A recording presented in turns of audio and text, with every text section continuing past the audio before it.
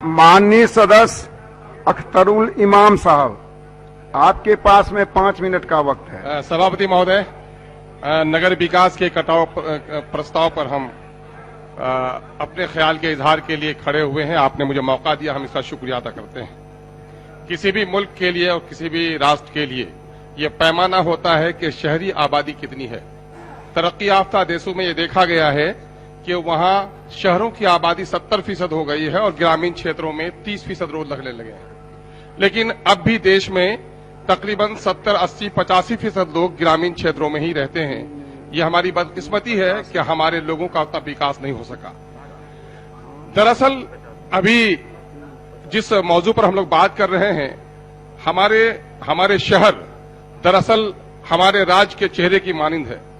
आदमी के जिस्म के दूसरे हिस्सों में जख्म हो तो नहीं दिखता, चेहरे पे जरा फुंसी भी हो तो दूर से दिख जाता है। आज शहर की हालत क्या है और सफाई की हालत क्या है, कचरे की हालत क्या है, ड्रेनेज की हालत क्या है। हर बार जनता के गाढ़े खून पसीने के पैसे खर्च किए जाते हैं, लेकिन पटना जैसे शहर में भी जल जमाव अब तक नहीं रोका जा सका है और यहां पर भी गंदगी का अंबार है जिसको नहीं हटाया जा सका है। तो जब यहां राजधानी में यह हालत है तो कटिहार की हालत की गवाही महबूब भाई देंगे। अब चूंकि पार्टी की बाध्यता है तो भाई खेमका साहब को गीत गाने हैं पार्टी के, लेकिन पूर्णिया शहर में जो रहते हैं तो नगर पालिका से हमेशा लड़ते रहते हैं कि सफाई क्यों नहीं हो रही है। बाहर निकलेंगे तो हमारी भाषा बोलेंगे। मामला यह है कि शहर की सफाई पर, और हमारे लिए बड़ा ये मौका अच्छा है कि इस वक्त नगर विकास का मंत्री, भले ही आप पूर्णिया को उपराजधानी बनाने के पक्ष में न हो, लेकिन आपने उप मुख्यमंत्री हमें दिया है और देर सवेर उपराजधानी भी पूर्णिया बनेगा, हमको विश्वास है। भले ही खेमका जी अभी मदद नहीं कर रहे हैं, अब की बार जब पूर्णिया लौटेंगे तब इनको जनता बताएगी कि क्यों नहीं प्रस्ताव का साथ दिए थे। सीमांचल के सारे लोगों से मैं कहता हूं, मैं 2-3 बातें कहने के लिए खड़ा हुआ। मामला यह है कि आपने अभी 26/12/2020 को एक अधिसूचना जारी की है नगर विकास ने, और उसमें बहुत सारे जो म्यूनिसिपैलिटी है उसको म्यूनिसिपल कॉर्पोरेशन और बहुत सारे पंचायतों को नगर पंचायत करने का फैसला लिया है।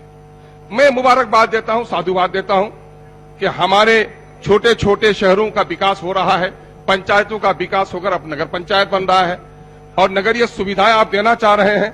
सरकार की इस मंशा की कदर की जानी चाहिए, लेकिन इरादे क्यों है ऐसे? एक तरफ यहीं पर हम अगर कहेंगे कि प्रशासनिक सुधार के लिए पिछले 20 सालों से लंबित हैं कि 30-35 प्रखंडों, पंचायतों के प्रखंडों को विभाजित कर अलग प्रखंड बनाया जाए, आप सुनते नहीं है। 50 लाख की आबादी पर जिला है, उसको खंडित कीजिए, आप सुनने के लिए तैयार नहीं है। लेकिन किसी ने भी कुछ नहीं मांगा और फिर भी आप नगर पंचायत को नगर पंचायत बनाने के लिए तैयार है। मैं अपने क्षेत्र के अमोर पंचायत के बारे में कहना चाहता हूं महोदय। अमोर पंचायत जो है वो 2 तरफ से नदियों से घिरा हुआ है और 12,000 की आबादी है। 75-80% लोग कृषक हैं वहां पर। आमदनी का कोई स्रोत नहीं है, कोई बाजार नहीं है और उसको आपने नोटिफाई कर दिया है नगर पंचायत के लिए। क्यों? वहां के लोगों ने कभी दरखास्त दी थी? कभी दरखास्त तो नहीं दी थी। अगर अमोर प्रखंड के लोगों ने दरखास्त दी थी तो अमोर को विभाजित करके बाराईदगाह को प्रखंड बनाने के लिए दिया था, मझगवा को प्रखंड बनाने के लिए दिया था, लेकिन आपको नगर पंचायत के लिए किसी ने नहीं मांगा। सौतेली मां का हाल यह होता है कि बच्चा जब रोटी मांगे तो उसे खिलौना दे देता है, और यहां मामला इसी तरह का है। नगर पंचायत को नगर बनाने के लिए इन्होंने जो वो किया, 2007 का जो अधिनियम है उसमें यह था कि 75% लोग गैर कृषक होंगे।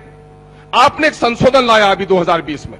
उस संशोधन में चूंकि जनगणना में कृषकों के अलग आंकड़े नहीं थे, तो फिर भी आपने मापदंड तय किया कि अधिकांश लोग वहां पर कृषि कार्य नहीं करने वाले हों। और चूंकि यहां से आपने डायरेक्शन दे दिया डीएम को कि नोटिफाई करो, डीएम ने दे दिया सीओ को, और सीओ बेचारा गरीब क्या करेगा, उसने झूठी रिपोर्ट लगा दी। वहां पर हमारे पंचायत के बारे में रिपोर्ट दे दी कि 4447 कर्मी है यहां पर और जो मनरेगा कर्मी है। मैं चैलेंज करता हूं गवर्नमेंट को कि उस पंचायत में 85% लोग गांव में रहते हैं, अधिकांश लोग कृषक हैं और वहां पर सीओ ने रिपोर्ट दे दी कि 1053 या 1050 लोग कृषि का काम करते हैं। ये झूठी रिपोर्ट के आधार पर आप हमारे पंचायत को नगर पंचायत क्यों बनाना चाहते हैं? आपने क्या विश्वास दिलाया? नगर पंचायत में क्या सुविधा मिलेगी? स्ट्रीट लाइट मिलेगी, क्या मिलेगी? ड्रेन में सफाई, ड्रेन मिलेगा आपको, क्या होगा, मशीन के जरिए से सफाई की जाएगी। यही ना आपने कहा, तो ड्रेन की जरूरत ही नहीं है। मेरे यहाँ सैलाब में तो मेरी बस्ती डूबी रहती है, मेरे तो घर में चिराग नहीं तो मेरे गलियों को चिराग की क्या जरूरत है। और सफाई का मामला, मशीन से सफाई वहां उन कीचड़ों में कहां से आप करेंगे। इसलिए मैं आपके माध्यम से कहना चाहता हूं कि सरकार की ये नीयत सिर्फ टैक्स को बढ़ाने की है। अभी जो वहां के गरीब लोग हैं सब लोग इकट्ठे हो गए और उसने पंचायत से प्रस्ताव पारित कराया, नगर पंचायत समिति से पारित कराया कि साहब नगर का जो इसको बनाया जाए तो इसमें तो कोई क्राइटेरिया फुलफिल ही नहीं करता है ये पंचायत, तो यहां क्यों बनाने के लिए जिद पर हैं। इसलिए मैं आपके माध्यम से माननीय उप मुख्यमंत्री जी, जिस पर सीमांचल की मिट्टी का बड़ा कर्ज है, और मैं समझता हूं कि किसी कमेटी को जांच के लिए नहीं बल्कि मैं सत्य के आधार पर कहूंगा कि माननीय मंत्री जी ने अमोर को खुद देखा है, उनका हृदय, उनका दिल अगर गवाही देता है कि उस गरीब जनता पर बिला वजह का नगरीय टैक्स लगा दिया जाए, क्या करेंगे आप। जब उसको नगर पंचायत बना देंगे तो उसको होल्डिंग टैक्स बढ़ जाएगा, उसकी रजिस्ट्रेशन की फीस बढ़ जाएगी, वहां आप बस पड़ाव करके लोगों को वसूली करेंगे और सुविधा के नाम पर कुछ भी आप नहीं दे पाएंगे। इसलिए मैं आपसे ये कहना चाहता हूं कि आप विकास कराएं, ग्रामीण क्षेत्रों का विकास करा के नगर बनाएं, नगर नहीं महानगर बनाएं। हम इसके लिए साधुवाद देना चाहते हैं, लेकिन जिस बेचारे गरीब को पहले रोटी और कपड़े की जरूरत है उनके सर पर पगड़ी बांधने का काम मत कीजिए। इसलिए आपसे मेरा निवेदन है और गुजारिश है आपके पास शहर की सफाई का मामला कीजिए। लेकिन वक्त है सर, मैं उससे भी कम में खत्म कर देता हूं। मैं आपके माध्यम से मैं माननीय मंत्री महोदय से ये गुजारिश करूंगा कि जो नोटिफिकेशन वहां आपके सरकारी कर्मचारियों के जरिए से गलत दिए गए हैं और आपको दिग्भ्रमित किया गया है, उसको निरस्त कीजिए और अमोर की गरीब जनता को, मजदूर जनता को 25% जहां कृषक है, मजदूर है, उस पर नगरीय टैक्स लाद करने का काम मत कीजिए, उसको पंचायत ही रहने दीजिए। हम आपसे नहीं मांगते खिलौना, मुझे रोटी दे दीजिए। बहुत बहुत धन्यवाद।